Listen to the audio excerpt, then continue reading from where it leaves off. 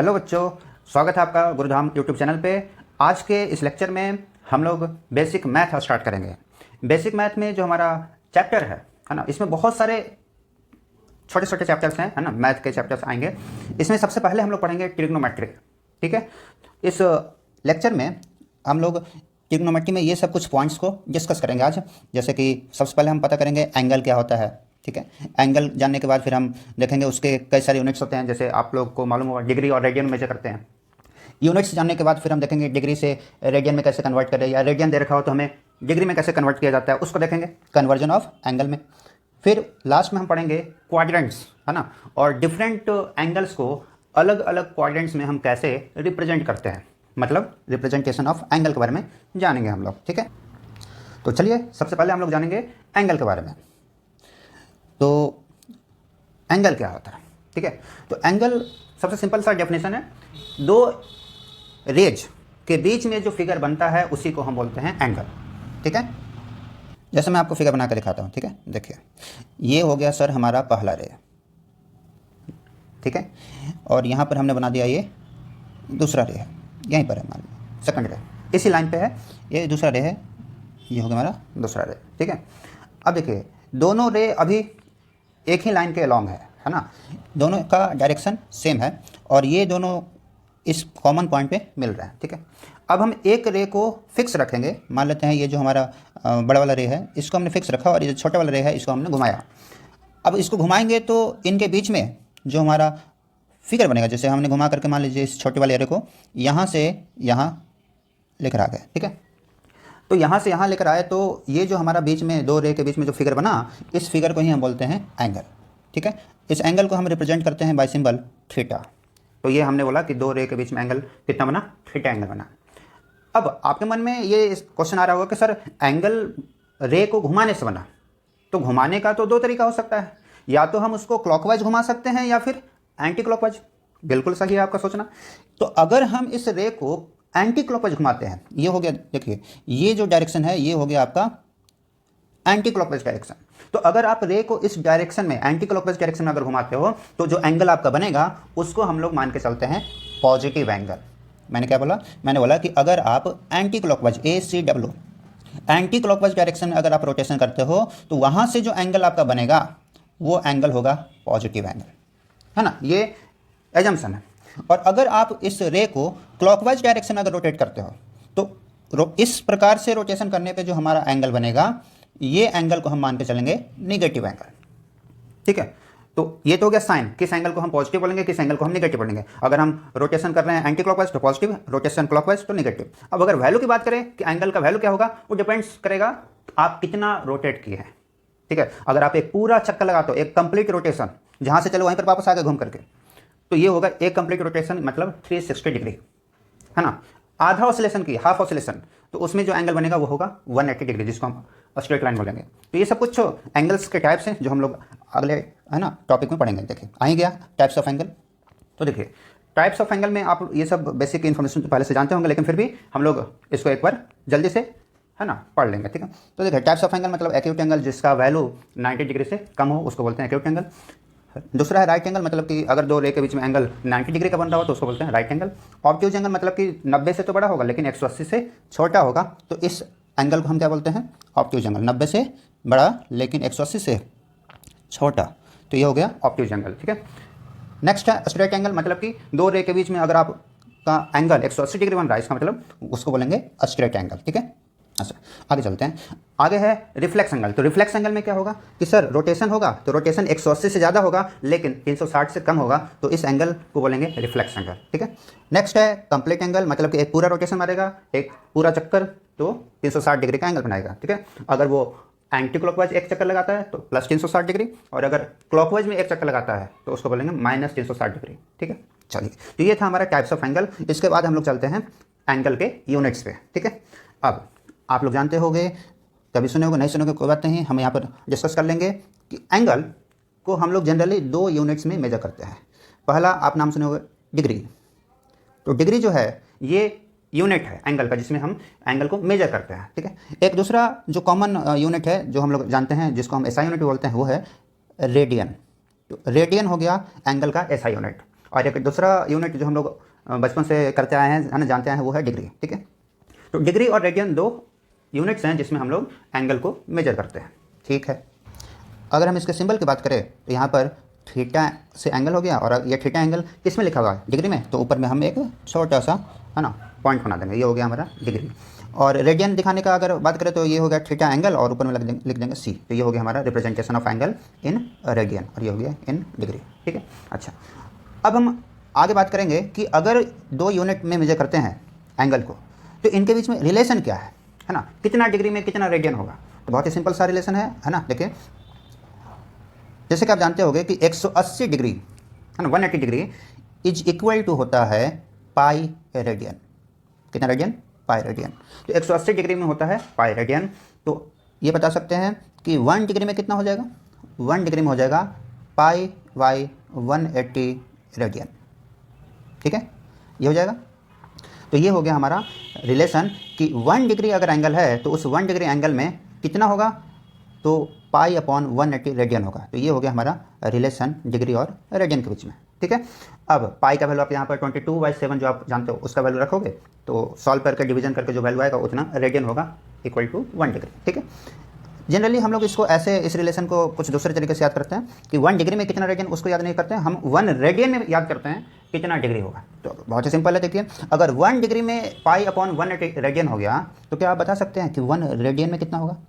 Simple है, 1 radian हो जाएगा इज इक्वल टू 180, इसको क्रॉस मल्टीप्लाई कर लेंगे, है ना, 180 से इधर गुना, पाई से डिवाइड हो जाएगा, तो 180 बटे पाई इतना हो गया डिग्री। ठीक है, अब इसको जब आप सॉल्व करिएगा, पाई का वैल्यू 22/7 जब रखेगा, तो यहाँ से जो इसका वैल्यू मिलेगा वो मिलेगा कि 1 radian angle is equal to 57.29 degree. तो अप्रॉक्सीमेटली हम बोल सकते हैं 57.3 डिग्री। तो ये हो गया हमारा रेडियन और डिग्री के बीच में रिलेशन। तो आप इसको याद रखिएगा, है ना, इसको आप याद नहीं भी रखिएगा तब भी काम चलेगा। ठीक है, लेकिन 1 रेडियन बराबर 57.3 डिग्री, ये आपको याद रखना है। चलिए, अब देखिए, अब जब हमें मालूम चल गया कि रेडियन और डिग्री में क्या रिलेशन है, तो अगर हमें कोई पूछे कि सर आप डिग्री में एंगल दे रखा हो और रेडियन में कन्वर्ट करना हो, तो क्या आप कन्वर्जन कर सकते हैं। तो हाँ, कर सकते हैं, क्योंकि हमें डिग्री को रेडियन में भी मालूम है, 1 डिग्री में कितना रेडियन और 1 रेडियन में कितना डिग्री। अगर यूनिट का मालूम है तो हम कितने भी एंगल का निकालना हो, कन्वर्जन करना हो, कर सकते हैं, है ना। जैसे देखिए, हम अगला टॉपिक में इसी को पढ़ते हैं। ठीक है, देखिए, conversion of degree into angle, into radian, sorry. तो इसमें आपको एंगल दे रखा होगा किसमें, डिग्री में। मान लेते हैं एंगल कितना है, थीटा डिग्री है। ठीक है, तो थीटा और डिग्री का सिंबलों के ऊपर में डॉट लगा दें। ठीक है, थीटा डिग्री है, इस डिग्री को कन्वर्ट करना है रेडियन में। ठीक है, क्या आपको मालूम है कि 1 डिग्री में कितना रेडियन होता है। हाँ, तो हमें मालूम है सर कि 1 डिग्री में होता है पाई अपॉन 180 रेडियन। ये आर ए डी हो गया रेडियन का, है ना, शॉर्टकट लिखने का तरीका। ठीक है, तो पाई अपॉन 180 रेडियन हो गया। तो अगर 1 डिग्री में इतना रेडियन, तो थीटा डिग्री में कितना होगा, बस गुना कर लेंगे इससे, मतलब theta degree into pi upon 180, ये हो गया इतना रेडियन। मतलब बहुत ही सिंपल है कि सर जब भी आपको एंगल डिग्री में दे रखा हो और आपको उस एंगल को कन्वर्ट करना हो रेडियन में, तो आप ये फार्मूला याद कर सकते हो, है ना। मतलब करना क्या है, करना है कि जो भी एंगल दे रखा हो थीटा एंगल डिग्री में, उस एंगल को पाई बाई 180 से गुना कर लेना। गुना करते ही आपको कन्वर्ट हो जाएगा रेडियन। चलिए, इस पर हम क्वेश्चन कर लेते हैं, है ना, ताकि प्रैक्टिस हो जाए इस पर। चलिए, हम लोग एग्जाम्पल देख लेते हैं। ये है हमारे पास एग्जाम्पल, इसमें बोला गया है कन्वर्ट डिग्री इनटू रेडियन। तो डिग्री को रेडियन में कन्वर्ट करना है, और हमने अभी देखा कि डिग्री में अगर कन्वर्ट करना, डिग्री को दे रखा है, रेडियन में कन्वर्ट करना है, तो पाई अपॉन 180 से केवल सिंपल गुना कर लेना। ठीक है, तो जैसे पहला क्वेश्चन है 45 डिग्री, तो अगर 45 डिग्री को कन्वर्ट करना है तो करना क्या है भाई, 45 डिग्री को मल्टीप्लाई कर लेना है पाई अपॉन 180 से। अब यहाँ पर अगर सिंप्लीफाई करते हैं तो 45 से ये कैंसिल हो जाएगा 4 बार में, तो इसका वैल्यू हो जाएगा पाई बाई 4। तो इसका मतलब कि 45 डिग्री एंगल या फिर पाई बाई 4 रेडियन एंगल, दोनों एंगल बराबर है। 45 हो गया डिग्री में और पाई बाई 4 हो गया रेडियन में, दोनों एंगल सेम ही है, बस अलग अलग यूनिट्स में है। ठीक है, सिमिलरली अगर हम दूसरा क्वेश्चन को सॉल्व करते हैं, 90 डिग्री है, तो 90 डिग्री में कितना रेडियन होगा, तो आप सिंपल इसको भी उसी तरीके से कर सकते हो। 90 डिग्री है, इसको आप पाई अपॉन 180 से गुना कर लो, कितना आ जाएगा इसका वैल्यू, कैंसिल हो करके पाई बाई 2। इसका मतलब क्या, इसका मतलब कि 90 डिग्री या फिर π/2 रेडियन, दोनों एंगल बराबर है, बस अलग अलग यूनिट है। सिमिलरली आप 135 डिग्री को भी कर सकते हो, तो इसका वैल्यू सॉल्व करने के बाद आ जाएगा 3π/4। बोले सर आपने इतना जल्दी कैसे कर दिया? तो देखो बहुत ही सिंपल है। अब देखो 45 के बारे में हमें मालूम है, 45 डिग्री को हम बोलते हैं π/4। अब ये देखो 135 डिग्री जो है वो 45 का कितना गुना है? 3 गुना है ना, 3 टाइम्स। तो बस ये हो गया आपका, देखिए π/4 हो गया क्या, ये π/4 हो गया 45, 45 इंटू 3 कितना हो गया 135। तो अगर आपको 45 मालूम है तो 90 भी निकाल सकते हो और ये भी निकाल सकते हो, बहुत ही सिंपल है ना। चलिए अब हम लोग आगे बढ़ते हैं कि अगर आपको एंगल रेडियन में दे रखा हो और उसको कन्वर्ट करना हो डिग्री में, तब कैसे करेंगे? तब सर ये तो वही वाला हाल हो गया है ना कि ए दे रखा है बी निकालना है, बी दे रखा है ए निकालना है। तो करना क्या है, बस उल्टा कर लेना है केवल, है ना। जैसे आपको मान लीजिए एंगल दे रखा है थीटा, है ना, और आपको दे रखा है ये रेडियन में, थीटा रेडियन में है, और इसको कन्वर्ट करना है हमको किस में, डिग्री में। तो डिग्री को रेडियन में कन्वर्ट करने के लिए क्या करते थे, π/180 से गुना करते थे ना। अब अगर उल्टा करना है तो हम इसको π/180 से गुना ना करके हम 180/π से गुना कर लेंगे, तो ये हमारा आ जाएगा डिग्री में। बहुत ही सिंपल है कि नहीं। तो ये हो गया हमारा फॉर्मूला जिसमें हम रेडियन वाले एंगल को कन्वर्ट कर सकते हैं डिग्री में आसानी से, बस गुना करना किससे, 180/π से। ठीक है, चलिए इस पर क्वेश्चन भी कर लेते हैं, थोड़ा सा प्रैक्टिस हो जाए। जैसे यहाँ पर दे रखा है आपको रेडियन में एंगल दे रखा है और आपको इसको कन्वर्ट करना है किसमें, डिग्री में। तो जैसे पहला कौन सा है, π/3, π/3 रेडियन दे रखा है ना, पाई के फॉर्म में दे रखा है, रेडियन दे रखा है। अब इसको कन्वर्ट करना है हमें किसमें, डिग्री में। तो बहुत ही सिंपल है, क्या तरीका था, तरीका था सर जो भी एंगल दे रखा हो उसको आप गुना कर लो, किससे, 180/π से। तो जब आप गुना करते हो और इसको थोड़ा सा सिंप्लीफाई करें, पाई से पाई कैंसिल, 3 से 180 कितनी बार में, 60 बार में, मतलब ये हो गया 60 डिग्री। इसका मतलब कि π/3 जो रेडियन एंगल है वो और कुछ नहीं बल्कि 60 डिग्री को ही लिखा गया है ना। अच्छा, सिमिलरली अगर हम पूछे कि 2π/3 कितना होगा, तो 2π/3 देखिए करने के लिए इस प्रोसीजर से आप कर सकते हो, लेकिन इसका एक दूसरा तरीका भी आप तुरंत करने के लिए अप्लाई कर सकते हो। देखिए यहाँ पर π/3 था, यहाँ पर भी π/3 है, बस इसमें 2 से गुना किया हुआ है। मतलब कि अगर π/3 को 60 बोल रहे हैं तो 60 इंटू 2 कितना हो गया, 120। इसका मतलब कि 2π/3 और कुछ नहीं बल्कि 120 डिग्री को लिखा गया है ना। अगर आप सॉल्व करके निकालोगे तब भी आपका वैल्यू इतना ही आएगा, 120 डिग्री। ठीक है, नेक्स्ट है पाई रेडियन में कितना एंगल, तो पाई रेडियन में तो सर 180 डिग्री ही होता है ना, ये तो मालूम है सबको, है ना, ये तो याद ही रखना है, बहुत ही सिंपल है। ठीक है, इसका मतलब अब हम लोग पढ़ चुके हैं कि रेडियन और डिग्री एंगल का 2 यूनिट होता है। चाहे हमें एंगल डिग्री में दे रखा हो, रेडियन में कन्वर्ट करना हो, कर सकते हैं, π/180 से गुना कर देना, या फिर इसका उल्टा, रेडियन में दे रखा हो, डिग्री में कन्वर्ट करना हो तो 180/π से गुना कर लेना, है ना, एज सिंपल एज दैट। अब चलते हैं आगे। तो आगे है representation of angle in quadrants.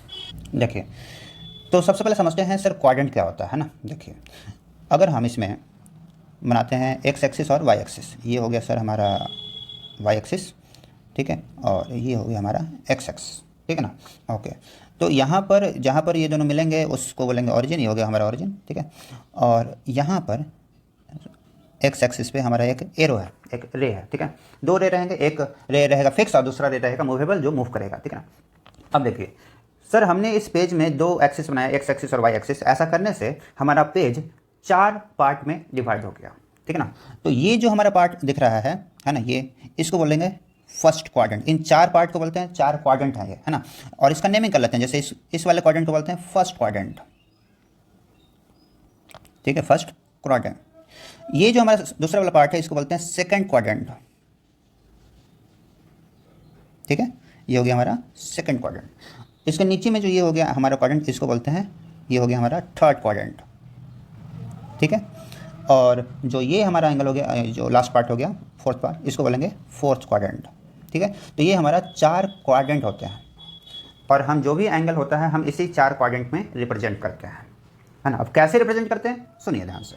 जैसे मान लीजिए, है ना, ये जो हमारा फर्स्ट और फोर्थ क्वाड्रेंट के बीच में जो आप ये देख रहे हो, ये जो लाइन है ना, पॉजिटिव एक्स एक्सिस, इसको हमने यहाँ से हमने एक दूसरे रे को घुमाना शुरू किया। मान लीजिए घुमा करके दूसरा रे को यहाँ ले रहा है, ठीक है, यहाँ तक ले आया, ठीक है। थोड़ा सा अच्छा बना लेते हैं इसमें, ठीक है। देखिए, ये हमने दूसरा रे बना लिया। अब ये जो रे है कितना एंगल घुमा सर ये घुमा किधर, पहली बात तो ये घुमा है एंटी क्लॉकवाइज। इसका मतलब जो भी एंगल बनेगा वो पॉजिटिव एंगल बनेगा। अगर ये पॉजिटिव एक्स एक्सिस से अगर ये नीचे घूमता, मतलब क्लॉकवाइज एंगल में घूमता, क्लॉकवाइज डायरेक्शन में, तो एंगल जो बनता वहाँ पर नेगेटिव एंगल बनता, ठीक है। यहाँ तो पॉजिटिव एंगल बनेगा। अब देखिए सर, यहाँ से घूमना शुरू किया था पॉजिटिव एक्स, इसको हम सेलेक्ट कर लेते हैं, मानते हैं रेफरेंस लाइन, और रेफरेंस लाइन पे हम जो एंगल लिखते हैं वो लिखते हैं 0 डिग्री, 0 डिग्री या फिर 0 रेडियन, है ना, दोनों में आप बता सकते हो। अब जैसे जैसे हम एंटी क्लॉकवाइज घूमेंगे और यहाँ से घूम करके मान लीजिए यहाँ गए तो ये हो गया हमारा थीटा डिग्री एंगल, ठीक है ना। घूम करके मान लीजिए इस यहाँ पर आ गए वाई एक्सिस पे, पॉजिटिव वाई एक्सिस पे, तो ये हो गया हमारा यहाँ पर 90 डिग्री, ये हो गया हमारा 180 डिग्री। सिमिलरली प्लस 90 और कर दो, ये हो गया 270 डिग्री। और जब पूरा एक चक्कर लगा लेंगे घूम करके वापस यहीं पर आ गए जहाँ पर से चले थे, तो ये हो गया हमारा 360 डिग्री, ठीक है। ये तो हमने डिग्री में लिख दिया। क्या आप इसको रेडियन में लिख सकते हो? हाँ, बहुत ही सिंपल है। देखिए 0 डिग्री मतलब 0 रेडियन, 90 डिग्री मतलब π/2 रेडियन, 180 डिग्री मतलब पाई रेडियन, 270 डिग्री तो 3π/2 रेडियन, है ना। 90 × 3 मतलब 3 × π/2 और 360 मतलब 2π, ठीक है ना। तो ये हमारा लाइन पे जो एंगल है वो हमने शो कर लिया। अब अगर हम बात करें कि एंगल का रिप्रेजेंटेशन कैसे करेंगे, तो बहुत ही सिंपल है। चलिए हम इसको एग्जाम्पल के जरिए आपको समझाते हैं, ठीक है। जैसे अगर मान लीजिए आपको क्वेश्चन में लिखा हुआ मिला कि represent the following angle in quadrants, तो पहला कौन सा एंगल है? पहला एंगल है π/6, ठीक है ना। π/6 मतलब कितना डिग्री? π/6 का मतलब होता है 30 डिग्री, आप कन्वर्ट कर सकते हो, है ना। 180/π से गुना करके, तो ये हो गया हमारा 30 डिग्री। अब आप ये बताइए कि जो 30 डिग्री है किस क्वाड्रेंट में लाई करेगा, पहले ये बताइए। तो आप यहाँ पर आ जाइए, है ना, इस फिगर में। तो 30 डिग्री ये बताइए किसके किसके बीच में है? 0 डिग्री एंगल और 90 डिग्री एंगल, इन दोनों के बीच में। इसका मतलब कि 30 डिग्री आपका फर्स्ट क्वाड्रेंट में लाई करेगा, ठीक है ना। तो फर्स्ट क्वाड्रेंट में हमारा 30 डिग्री एंगल लाई करेगा। तो चलिए इसको बनाते हैं, है ना। देखिए ये हमने बना लिया। पहले तो बना लेंगे 4 लाइन, एक्स एक्सिस और वाई एक्सिस, ठीक है ना। अच्छा, उसके बाद हम कुछ एंगल दिखा लेंगे। ये हो गया हमारा 0 डिग्री, ये हो गया हमारा 90 डिग्री, ये हो गया 180 डिग्री, ये हो गया 270 डिग्री, ठीक है ना। हमारा एंगल किसके बीच में है? 0 और 90 के बीच में, मतलब फर्स्ट क्वाड्रेंट है। इसका मतलब हमारा जो लाइन बनेगा, एंगल रे बनेगा, वो यहाँ पर बनेगा, ठीक है ना। थोड़ा सा अच्छा बना लेते हैं इसको, ठीक है। ये हो गया हमारा फर्स्ट क्वाड्रेंट में रे। अब एंगल हमारा कितना था? 30 डिग्री, तो ये हमारा हो गया एंटी क्लॉकवाइज डायरेक्शन में 30 डिग्री, ठीक है। उस तरीके से है ना, दूसरा एग्जांपल देख लेते हैं। जैसे है -π/6, तो -π/6 का मतलब कितना?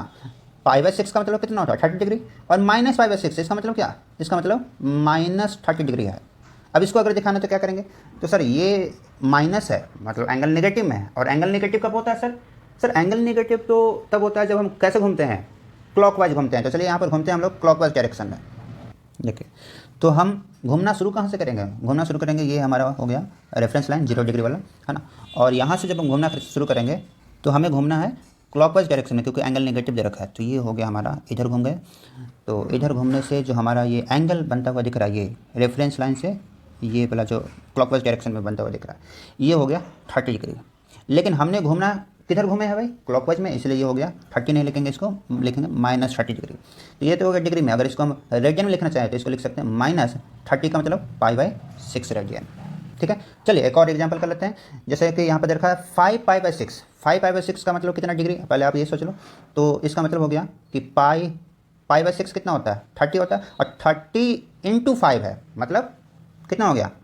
30 × 5 मतलब कि 30 बचे 150, 150 डिग्री की बात कर रहे हैं। तो सबसे पहले आप ये बताइए, ये एंगल 150 डिग्री किस क्वाड्रेंट में है? तो चलिए यहाँ पर देखते हैं। तो 150 तो 90 से ज़्यादा है और 180 से कम है, मतलब कि जो हमारा एंगल है वो सेकंड क्वाड्रेंट में लाई करेगा, ठीक है ना। ये होता था ये फर्स्ट क्वाड्रेंट, ये सेकंड क्वाड्रेंट, ये हमारा थर्ड, और ये होता है फोर्थ, है ना। तो सेकंड क्वाड्रेंट में एंगल बनाना है। और जो हमें घूमना है, किधर घूमना है भाई? किस डायरेक्शन में घूमना है? तो सर हमें जो घूमना है वो एंटी क्लॉकवाइज, क्योंकि एंगल दे रखा है पॉजिटिव में दे रखा है। तो यहाँ से रेफरेंस लाइन से हम एंटी क्लॉकवाइज डायरेक्शन में घूमेंगे 150 डिग्री।